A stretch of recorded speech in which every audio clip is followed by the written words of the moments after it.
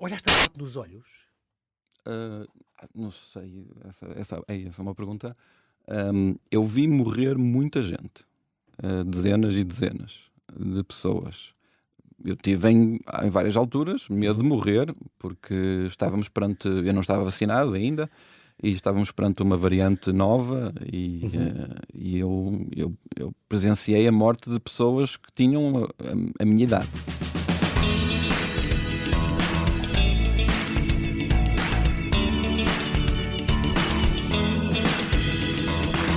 E muitos vão perguntar, o que tem esta noite tão especial em que o mundo cristão se prepara para celebrar o nascimento do Filho de Deus em Belém, com uma conversa sobre um livro chamado Dormindo entre Cadáveres? Tudo. Porque, tal como se festeja o nascimento de Jesus, que por amor à humanidade se fez homem para nos salvar, este livro também celebra o amor, pois representa a entrega, a generosidade e o exemplo de alguém que deu do seu tempo e da sua vida para salvar muitas dezenas de outras em plena crise humanitária num país distante. Dormindo entre Cadáveres conta a odisseia de um médico e químico português, Luís Moreira Gonçalves, que mesmo sem experiência clínica se ofereceu para ajudar um hospital de campanha na Amazónia, na linha da frente da pandemia, num dos estados mais afetados do Brasil, que é um dos países mais afetados pela maior crise sanitária que vivemos nos últimos 100 anos. Lá morriam 3 e 4 mil pessoas por dia e, de facto, ele chegou a dormir entre cadáveres. Um relato comovente, cru e, por vezes, surpreendentemente divertido de uma passagem pelo inferno num álbum de BD como nunca vimos. Luís conta a sua odisseia. Foi, de facto, ao inferno e voltou para contar. Olá, Luís, e bem-ajas por ter aceitado este meu convite. Olha, e bem-ajas por ter vindo diretamente de Trofa. Vieste de Trofa? Onde tu moras? Para conversar connosco. Fiz a viagem, uns 300 km da A1. Bem-vindo à Rádio Observador. Tu, entretanto, sei que nasceste lá perto, cresceste na Trofa toda a vida, mas vives em São Paulo desde há 8 anos, para aí, como investigador, tu foste professor, continuas a estar lá neste momento a trabalhar, qualquer dia depois do Natal ou do Ano Novo, voltas para lá. Assim, antes de mais, obrigado pelo convite. Sim, eu vivo em São Paulo desde aproximadamente 2017. É um pouco difícil dizer porque eu ia, voltava. Pois é isso, mas dizem que tu fixaste lá depois de umas viagens corriqueiras por terras do Brasil. Por onde é que andaste? eu andei, já vivi em vários lugares no Brasil, Ok. mas na altura em que me fixei, eu estava como professor convidado na Unesp, em Araraquara, que é no interior do estado de São Paulo, uma cidade que cheira a laranja. Ah, que giro. Porque tem umas usinas de laranja, ou seja, eles preparam concentrado para fazer os sumos. Então bem. no final da noite toda a cidade tem um cheiro a aroma. laranja, um aroma a laranja muito Um aroma à interessante. vitamina C. Mas Estou curioso. no Brasil já vivi para além de Porto Velho, que, como esta história Sim, onde que estás, conto. em Rondônia, que é sim, na Amazónia. em Rondônia. Também vivi no Recife, em Pernambuco, sim. e em Salvador, na Bahia. Tão bom. Era um dos meus sonhos, é conhecer Salvador. Património É da bonito, humanidade, vale a pena, uma sim. espécie de domínio tropical, as igrejas de cor barroco e aquele ouro preto. Eu gostava imenso de conhecer aquilo. Muito bem. E tu, sempre, é engraçado porque tu devias ser muito bom aluno, foste finalista das Olimpíadas de Matemática, por exemplo. A tua área não tem a ver com matemática, mas é uma das ciências que tu, com certeza, eras bom para estar nestas Olimpíadas. Mas tu, desde sempre, quiseste ser cientista e trabalhar e em investigação. De onde é que veio este apelo? É raro um miúdo que dizer, eu adorava estar com estas batas e fazer estas investigações e os ratinhos e não sei o quê. Ótima pergunta. Sim, sempre fui bom aluno. Porquê? Não sei, talvez por causa dos livros que lia. Felizmente sempre tive acesso a muitos livros em casa. E gostava de ver, de ler as biografias dos vários cientistas, do Newton, etc. A Madame Curie, sim, era uma famosa Madame Curie, sim. Mas isto, portanto, estes livros também eram de divulgação científica também? Sim, alguns anos de divulgação científica, mas eu tinha uma grande vontade de descobrir as coisas e continuo a ter uma curiosidade de saber como é que o mundo funciona. E ser cientista, ser professor universitário, era uma ótima escolha profissional para isso. Tu tens estes vários amores, tiveste a Química, foi talvez o primeiro, tu licenciaste em Química no Céu do Porto, e depois doutoraste também lá em Química, tens um pós-doc em Química, passaste, claro, pelo Céu do Porto, também por Tarragona, pelo Instituto Químico de Praga, por exemplo, na Chequia. Recebeste vários prémios à medida que ias sendo jovem investigador e melhor aluno nas faculdades e nos cursos, imagino. E depois houve a medicina, e depois ainda vai acabar na psiquiatria, que é hoje o que tu talvez faças mais, a área psiquiátrica e da doença mental. Mas houve também a medicina. Tu foste graduar em medicina na Universidade do Minho, não porque quisesses muito ser médico, mas porque tinha a ver com a tua, com perceber alguns aspectos da fisiologia e no fundo interessava os teus aspectos, os interesses da pesquisa, certo? Sim, eu entrei para uma das vagas de licenciado e na altura essas vagas tinham sido criadas com o objetivo de conseguir juntar dois saberes diferentes. Boa. Eu quando eu terminei o doutoramento em Química, eu sentia que ainda não tinha conhecimentos suficientes para descobrir ou para fazer alguma coisa realmente nova. Então fui para a Medicina. E depois, quando terminei Medicina, exatamente eu trabalhava na fronteira, ou seja, eu trabalhava no desenvolvimento de sensores e biosensores químicos para a área médica. Ok. Ia-te perguntar isso, qual era a ligação, o que é que tu almejavas conseguir? Olha, uma coisa gira era isso. Sim, porque a maior parte dos médicos não faz a mínima ideia do que é possível fazer a nível químico, ou seja, onde é que está o limiar da tecnologia química, e a maior parte dos químicos não sabe o que é relevante na medicina. À medida à medida que as diferentes profissões, os diferentes conhecimentos vão especializando mais e mais, torna-se mais difícil, acho eu, começar a fazer pontos. Casar essas... Sim, porque as pessoas por isso simplesmente não sabem o que é preciso, não sabem o que conseguem fazer com as capacidades e os conhecimentos que têm noutras áreas. Bonito dizeres isso, e gosto da naturalidade como tu dizes, não, eu estava química, doutorei-me e tudo, e depois tu dizes, eu tirei medicina, como quem diz, fiz um workshop de origami. Não foi bem assim, mas... Eu sei, mas a facilidade como tu fazes isso, de repente és médico também, o que é engraçado. E depois foste interno, por exemplo, no 6º ano, em John Radcliffe, este hospital em Oxford, foste também voluntário já no serviço de urgência do Hospital de Beneficência Português, cá está, em Araraquara, sim. no Brasil, já andavas a passear por lá de vez em quando, e depois passaste pela Universidade de Carolina de Praga e por Oxford. Nestes últimos anos tens focado um bocadinho mais em psiquiatria, fizeste uma pós-graduação em psiquiatria no Brasil, se não me engano, já, em 2022. O meu objetivo é tornar-me especialista em psiquiatria. Portanto, nos últimos 4 anos, 5 anos, sim. Fizeste uma pós-graduação também em psiquiatria forense, e aliás tens um belíssimo prémio, que foi esta capa da Journal of Psychiatry in Clinical Practice, há 4 anos, com um artigo teu, portanto, que fez capa da revista, muito, muito importante. E depois também foste professor na Unesp e na USP, Universidade de São Paulo, e investigador, tens mais de 100 artigos publicados em revistas internacionais e és muito citado, e também, sobretudo, fazes trabalho hoje em dia, sobretudo na área da saúde mental. A psiquiatria é muito o que te atrai neste momento. A clínica médica foi o que tu passaste também por isto, medicina intensiva, a pediatria e transporte de pacientes graves. Isto vem da tua experiência no Covid na Rondônia?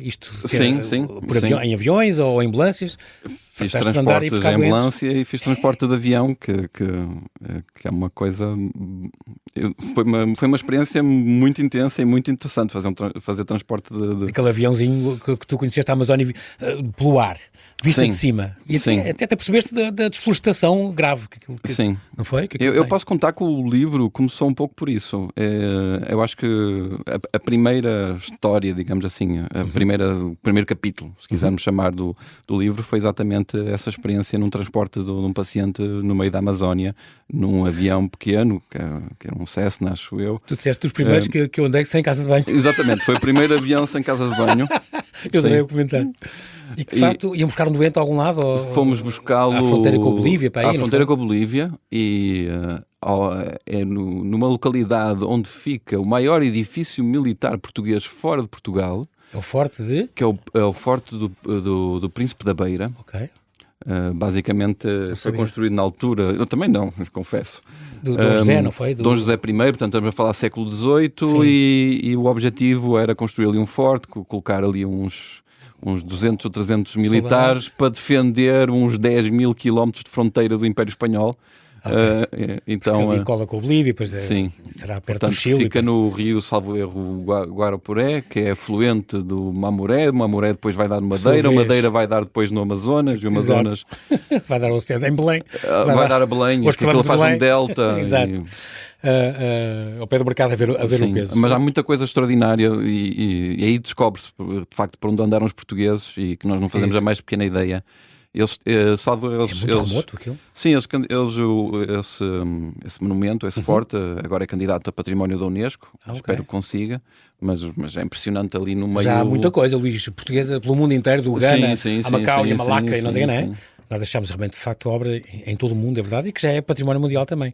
Outro avião que eu estou a lembrar, que tu tens histórias com aviões, com esse, por exemplo, muito, muito curioso, mas outra é quando foste à China e também ias de avião e chamaram um médico, às tantas, que foi preciso. Sim, eu não sei se sou uma pessoa particularmente azarada, já me aconteceu 3 vezes. A sério? Chamarem sim, já me ajuda? aconteceu 3 vezes. Algum médico a bordo? Chamarem-me, sim, ok. algum médico a bordo e eu Lá vais estou a tu? dormir e levanto a mão e lá vou. Só que este na China... E não- este na China era uma pessoa que estava gravemente doente, tinha tido uma cirurgia há pouco tempo. Enfim. Tinhas material para... Mas o mais curioso dessa opção, que normalmente peço a mala médica, eles abrem a mala médica e só tinha. Os aviões têm, não é? Sim, os aviões têm Sim, mala sim, médica e normalmente, por exemplo, eles pedem a escrita de um relatório. A TAP, uma vez foi com a TAP, em que era inclusive que eu escreva lá o Exato. número de ordem dos médicos. Exato. E então? E nesse da Air China, sim, que fui em trabalho até Pequim. E todas as medicações eram medicina tradicional chinesa, portanto eram uns potinhos transparentes Na com mala umas médica ervinhas. era tudo com ervinhas e pó. Era que eu confesso que não me foi muito fácil optar. Os florais de barro. O que é que eu faço com isto? É extraordinário. Muito bem, estamos aqui com este teu livro na mão, este Dormindo Entre Cadáveres, a primeira novela gráfica da Ziggurat, tem que dizer isto, aliás o Carlos Jorge Marques, que é o editor e que foi quem te apresentou também este livro, teve contigo na Feira do Livro, se não me engano, na Feira do Porto e 31 de depois agosto. no Amadora BD. E depois no Amadora BD, com o Fernando Alvim e o João Miguel Tavares, desta casa, que apresentaram este livro. Tem 320 páginas, relata esta tua odisseia na Amazónia.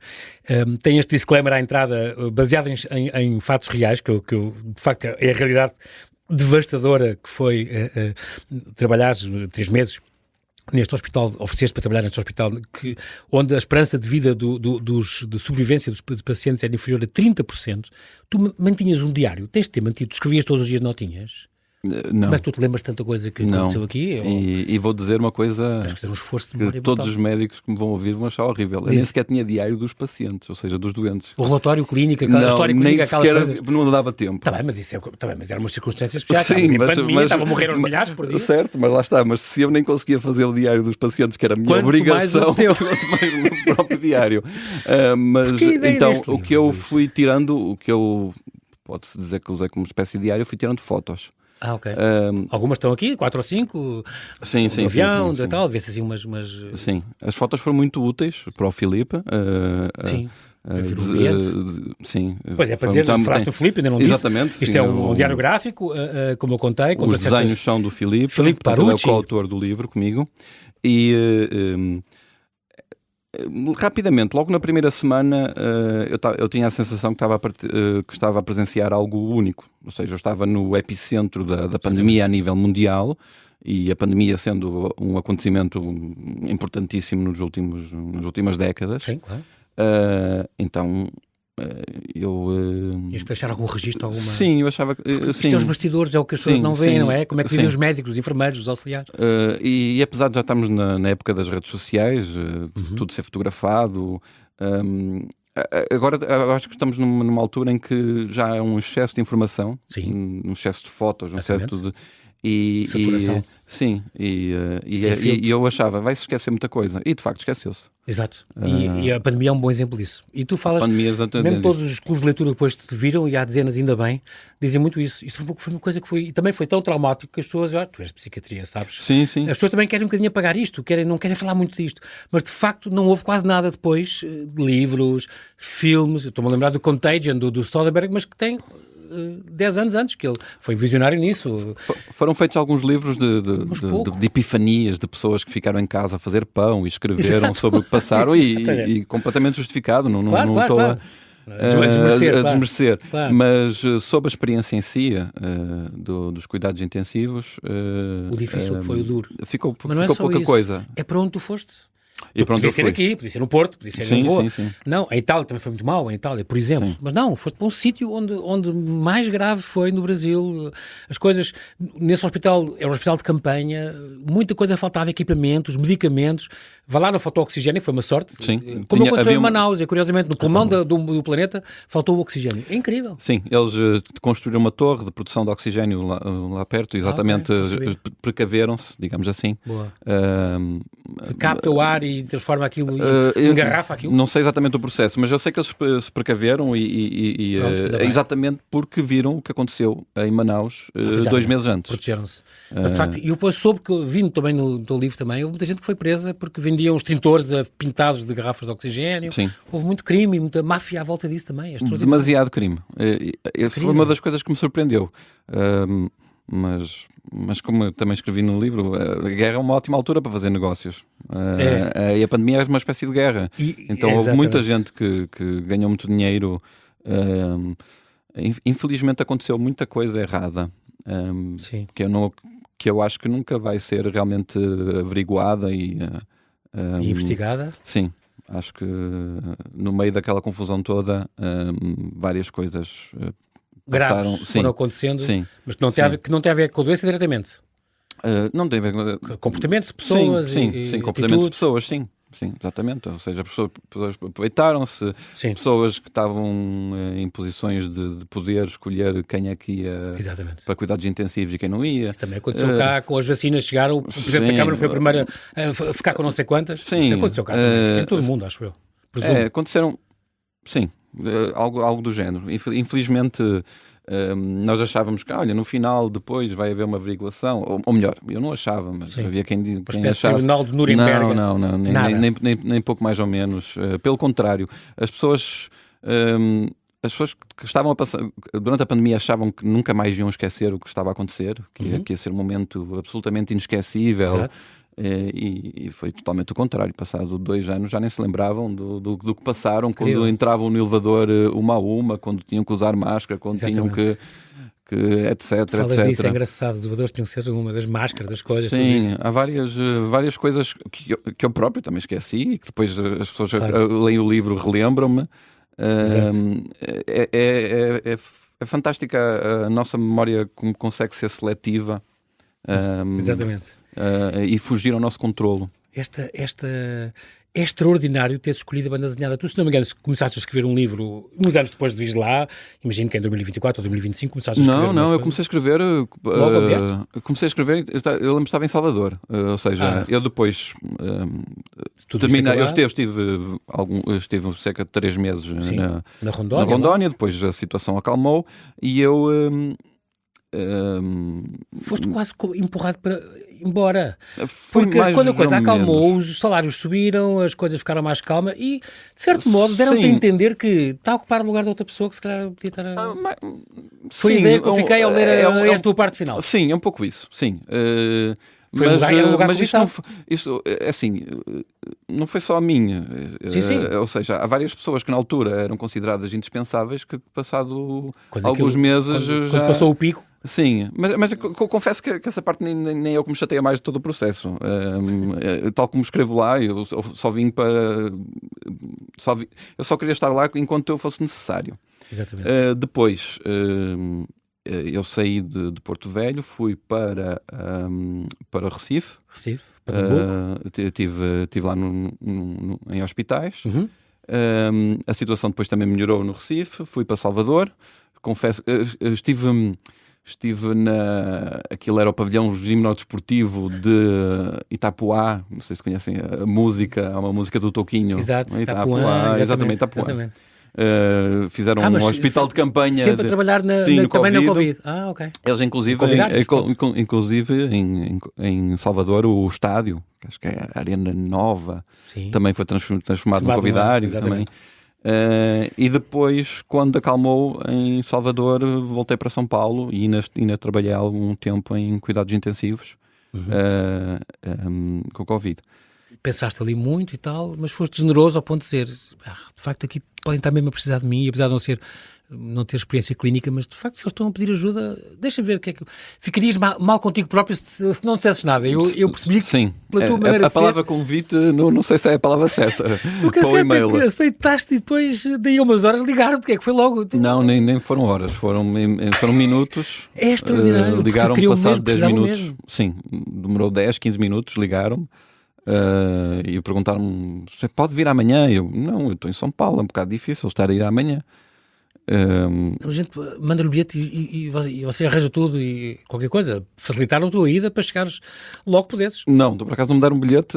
Olha, não, ainda estás a pagá-lo hoje, queres ver? Não, olha, e confesso que foi...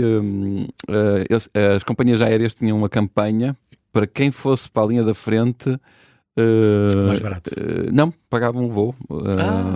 As burocracias eram chatas, tinha que arranjar uma carta do diretor do hospital e foi tudo em cima da hora, mas no próprio aeroporto consegui arranjar a carta e não paguei a viagem. Não, essa parte não pronto. paguei, Então, não paguei a viagem, paguei o alojamento. Mas é incrível. Tenho que perguntar só isto. Porquê em BD? Porque tu tentaste, estávamos a falar disso, escrever livros, tirar umas notas e tal, lembraste das coisas. Mas de facto é uma maneira de... É muito mais impactante. Só a capa e o título são extraordinários. Então acho que era um pouco isso. Disso? Primeiro eu gosto muito de BD, gosto muito destas novelas gráficas, o graphic novel. Sim. A BD consegue simultaneamente aproximar, no sentido em que transmite emoções, mas ao mesmo tempo também afasta, porque algumas coisas estão aqui que são um pouco quase caricaturas. Sim. Então é um jogo duplo há uma aproximação das emoções, ou seja, a personagem sorri, chora e há ali uma empatia que pode ser transmitida, mas ao mesmo tempo há um distanciamento porque é um desenho e em vários lugares nota-se que é um desenho.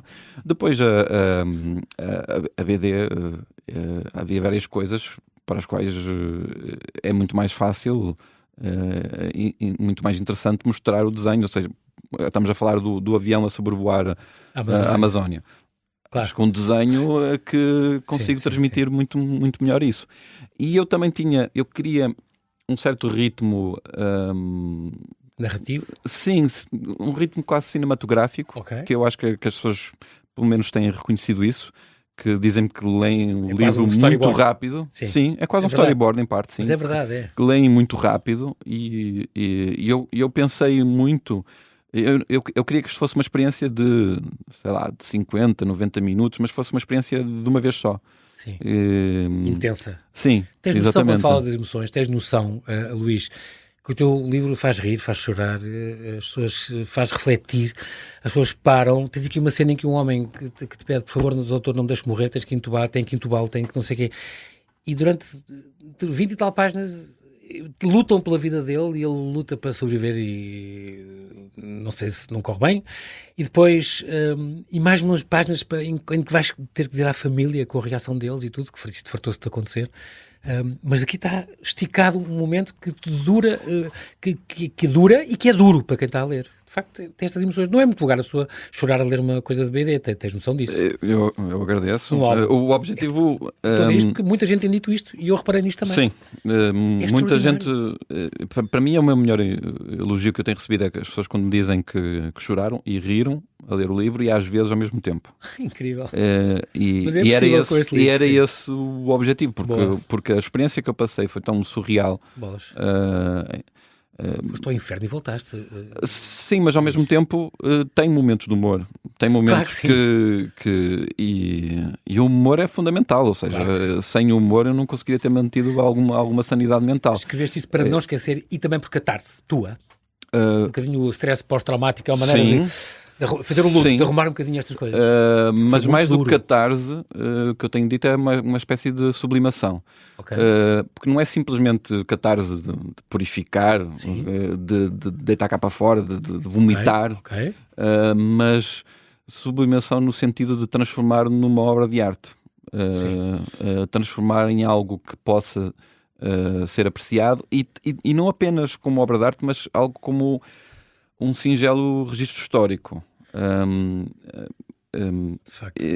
Por exemplo, o Rui Ramos, num programa aqui no Observador, falou da importância da obra do Éric Maria Remarque, portanto, o Oeste Nada Novo, ou Nada Novo no Front, depende da tradução. Exatamente. E como isso foi fundamental para mostrar como eram as trincheiras da Grande Guerra, ou da Primeira Guerra Mundial. E eu ouvi o programa, lembrei-me que eu tive um bisavô que esteve na Primeira Guerra Mundial, que provavelmente contou muitas histórias ao meu avô, só que eu não cheguei a conhecer o meu avô, então essas histórias não me foram transmitidas. Então, sim, perderam-se. Então eu conheço mais da Primeira Guerra Mundial dos filmes, da literatura, etc., do que alguém da minha família que esteve lá. Passou o testemunho. Tu querias deixar então essa marca? Eu queria, e também porque eu tinha medo que não houvesse assim tantas marcas. Então, e é verdade, as pessoas esqueceram rápido. É um trauma que se apagou rápido. Sim, que eu saiba, acho que é a primeira obra feita sobre a crise sanitária na Amazónia. Aqui entra o Filipe Parucci, eu tenho que dizer que eu gosto imenso do traço dele, é muito bonito. Sim, ele tem imenso talento. Este Apocalipse, por favor, estavas a ler isto, por isso é que o contactaste.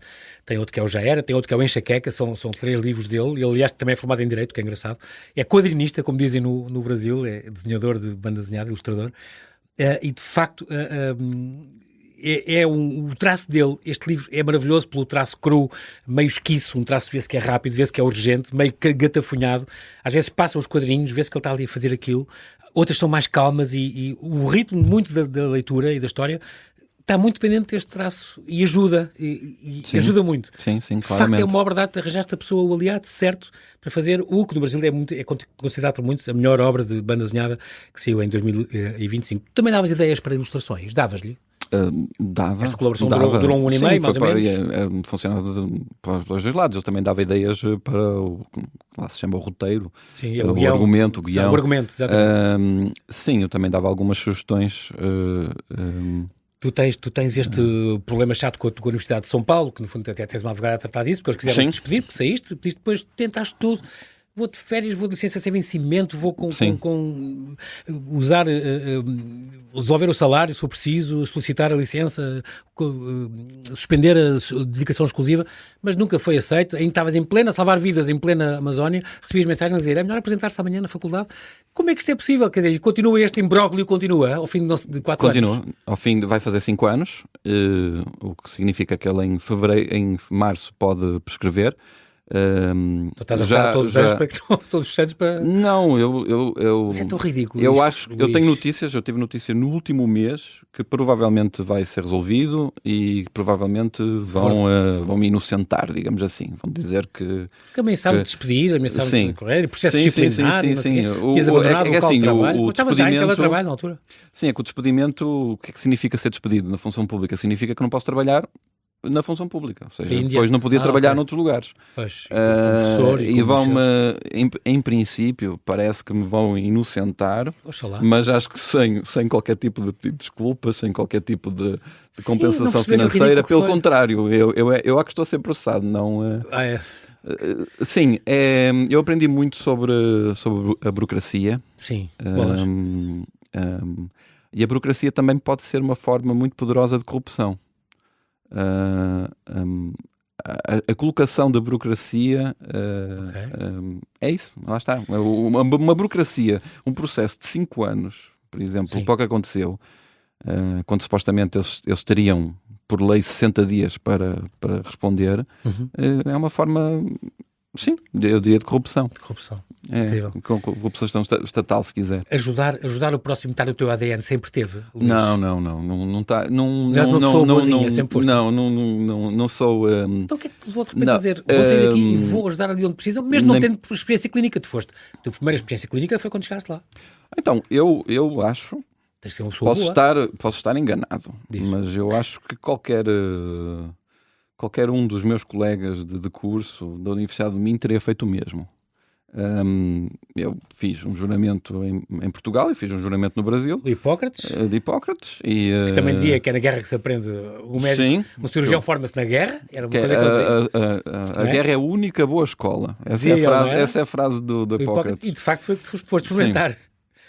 Portanto, eu Achas que outros fiz fariam o que tu apenas. fizeste? Sim, sim, e sinceramente não fiz nada de especial. É assim, eu vou ser sincero, Foste não, uma coisa não onde é, viveste não o é, medo e olhaste a morte nos olhos e não é falta tiveste pesadelos de toda a vida. humildade, ou excesso de humildade, se quiser. Sim. Eu acho que, por exemplo, os heróis para mim foram os que eram auxiliares de enfermagem, que ganhavam 200 ou 300 euros Para fazer e aquilo. chegavam a casa e contaminavam o pai, o avô e depois o avô que morria de Covid. E eu vi algumas situações como essas. Portanto, e isso aconteceu no Brasil e tenho a certeza que também aconteceu aqui em Portugal. Auxiliares de enfermagem, pessoas menos bem pagas e que não tinham condições de viver afastada dos familiares. Portanto, o que eu fiz, sinceramente, eu fiz porque fazia sentido. É como, sei lá, como um militar de carreira, o país entra em guerra e ele decide reformar-se nessa altura. Então, uma pessoa, eu escolhi ser médico, vem uma pandemia. Acho que tenho que ajudar, tenho que trabalhar nessa altura. Mas também te cruzaste, e tu falas disso, com médicos e médicos. E enfermeiros, desde o outro que roubava fentanil a torto e direito, há outra médica que dizia, pá, não vale a pena tratá-lo, que ele é um bandido bom é o bandido morto.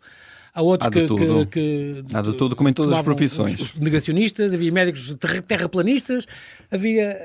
Há de tudo, como em todas as profissões. O doutor Chernobyl, que aparecia com máscaras de gás. Mas também conheci médicos incríveis. Portanto, Claro a mensagem do livro não era... Eu estava a tentar transmitir a realidade como ela foi. Sim, de facto há médicos excêntricos, de facto há médicos que não têm a mínima vocação, mas também há pessoas incríveis. Excepcionais. Sim, há pessoas excepcionais. Tiveste turnos que chegavam a 30 horas, que era uma coisa extraordinária. Tive mais, aliás, o meu recorde, eu não sei se recorde é a palavra proibido certa. Por lei. Cá mas, sim, claro, há várias coisas proibidas por lei neste livro. Não, mas na pandemia, sim, há várias coisas proibidas por lei neste livro. Mas o meu recorde foi 156 horas. Estás a dá... Não, mas foi... dormindo de vez em quando nos Não, períodos. sim, ou seja, eu estava no hospital, obviamente. Não saías lá, sim. Mas estamos a falar de dormir 2, 3 horas, eu parecia um morto-vivo, depois as coisas não saíam bem feitas. Eu tive uma colega que chegou às 192 e ela estava meio chateada porque queria chegar às 200 horas. Tu ali tiveste a primeira experiência clínica. Tinhas um colega teu que dizia, olha lá, os teus doentes sabem que tu és um professor de química que está a brincar aos médicos. Eu adorei esta. Essa frase é verídica. Sim. Tu, intubações, por exemplo, é uma coisa que não sabias fazer muito bem, até os laringoscópios, aquelas coisas que vocês têm que intubar. Chegaste a treinar até, não era em cães, porque não havia, mas treinaste, pronto, como podias, às vezes, aqueles que já tinham passado por isso e antes da rigidez. Mas agora sei intubar. Agora sabes, aprendeste logo, treinaste muito, claro. Tudo, e a questão do pneumotórax, há cenas do dreno do tórax, tiveste que pedir à enfermeira para segurar o telemóvel para perceberes no YouTube como é que aquilo era, depois ele procurar com o dedo onde é que era entre costelas. É o quarto e o quinto, o espaço intercostal. É extraordinário. Olhaste a morte nos olhos? Não sei, essa é uma pergunta. Eu vi morrer muita gente, dezenas e dezenas de pessoas. Eu tive em várias alturas medo de morrer, porque eu não estava vacinado ainda, e estávamos perante uma variante nova e eu presenciei a morte de pessoas que tinham a minha idade. Chegaste a apanhar também? E, portanto, sim, eu não cheguei a fazer o exame. Eu não cheguei a fazer o exame, mas eu estive quase um mês sem olfato, imagino que tenha sido por Covid. Mas estavas com máscara, estavas protegido e as pessoas precisavam de ti. Sim. Agora, essa frase, se via morte, não sei, eu presenciei muita gente. Medo tantas vezes e pensaste desistir e pesadelos toda a hora. Tive bastantes pesadelos. Hoje e assim, não. Depois também. Não, hoje já não. E depois na semana do lançamento do livro, foi uma semana que eu estive muito ansioso. Até porque agosto passado? Sim, este agosto. Sim. Até porque estava com algum medo de como é que algumas pessoas iam receber o livro. Sim. Até porque eu escrevo, até porque eu escrevo coisas no livro que assumo muitas falhas minhas Isso, Luís, é uma das coisas boas que eu gostei deste livro. A tua humildade nesse ponto. Assumes erros que fizeste, Sim. assumes que não sabias, assumes que aprendeste ali, e isso é muito bonito. As pessoas também, os médicos são pessoas como nós e também apanham doenças como nós e como te aconteceu, e também têm pesadelos, também custa assinar os DOS. O DOS é a declaração de óbito. A declaração de óbito, DO. Tem o nome do DO, sim. Era um nome carinhoso que lhe dávamos, DO, declaração de óbito. De facto, a questão por exemplo, dormir entre cadáveres é mesmo porque não tinhas, os beliscos estavam todos cheios, não tinhas onde dormir, já estavas com um turno gigantesco, tinhas que descansar. E de facto na morgue não tinhas olfato, foi uma boa altura. Não cheiravam mal e não ressonavam. Foste à morte, estavam todos dentro de sacos e não ressonavam. Exato, isto é isto. Era a sala mais fria do hospital de campanha, onde tu acabaste por, de facto, dormiste entre cadáveres. Mas não é como na capa diz, com os esqueletos, com a máscara, mas era de facto numa sala, numa das mesas daquelas que a gente vê nos filmes, onde põem os corpos, dentro de sacos negros. E foi com alguma normalidade. Também perguntaram isso, como é que é? Foi super tranquilo, eles estavam tranquilos. Tu estavas tão cansado que sim, e não é só estar cansado. A situação era tão surreal. Alguém que, ou seja, trabalhar no hospital de campanha, que cheguei a ter em 24 horas, sei lá, 8, 9 mortos, óbitos, ter que contar à família. Pessoas que antes de serem entubadas estavam a falar, estavam a conversar, não, ia dizer, a pedir ajuda. Por favor, doutor, não me deixe morrer. Eu tive dezenas de pessoas que a última coisa que disseram foi pedir-me ajuda. E isso, obviamente, não foi fácil, trouxe-me pesadelos, um pouco nos filmes. Eu adormecia e literalmente via a cara da pessoa que tinha morrido a pedir-me ajuda. Está bem feito isto no livro também. Depois eles acordarem, doutor, é preciso, há um doente a desalininar a desaturar, sim, mas depois, com a escrita do livro, e por isso que há pouco falava que foi um exercício de sublimação, deixei de ter pesadelos e a sensação que eu tenho é que já não fui eu que passei por essa história, foi a personagem do livro. Ou seja, também fiz uma espécie de projeção. Exatamente. Então, tu que trabalhas em psiquiatria. Sim, e recomendo agora muito às pessoas, quando for possível, que façam uma música, que pintem, que consigam... que cantem Roberto Leal. Sim. Tu tiveste um dueto, não é? Essa foi, sim, o dos... Nós tínhamos pouquíssimas extubações, ou seja, muito poucos pacientes que conseguiam voltar. E houve um paciente que foi estubado, portanto tiraram o tubo lá dentro, e ele não consegue falar no início porque as cordas vocais tiveram muito tempo com o tubo, lesadas, e então ele estava a falar muito baixo, repita. E eu tentava perceber e encostei o ouvido e percebi que ele estava a cantar Roberto Leal, exatamente porque tinha reconhecido o meu sotaque. Portanto, a primeira coisa que ele disse, voltando do coma induzido, exatamente. Foi cantar Roberto Leal. E depois outro que queria amputar a mão porque sonhava que tinha um cutinho, o outro, tem muitas histórias muito surreais. O preso que foi à consulta e aproveitou para fugir, o outro tinha 6 balas na cabeça e 3 ao lado do coração e o outro andava com um rato na boca. Tu arranjaste, nas urgências tens tido também, nos INEMs, tens tido doentes de facto extraordinários. O nosso tempo acabou, mas Luís Moreira Gonçalves quer defender esta última dica nestes livros Ziggurat, é uma edição, o primeiro novela gráfica da Ziggurat, Dormindo entre Cadáveres, de Luís Moreira Gonçalves. Luís, são histórias extraordinárias que tu aqui contas. Isto vai ficar um registro para a história. Quem quiser comprar isto está à venda nas livrarias ou tem que ir ao site da Ziggurat? Não está.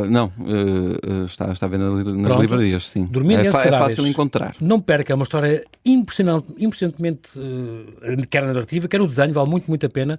Luís, parabéns por muito obrigado. Ter sobrevivido a esta odisseia e ter contado isto que nos faz tanta impressão e ao mesmo tempo é tão importante que este testemunho não se perca. Que o vento não leve estas histórias que fiquem para sempre, que tu mereces. Bem-ajas também pela tua entrega, pela tua generosidade. Obrigado. E bom Natal. Um ótimo Natal.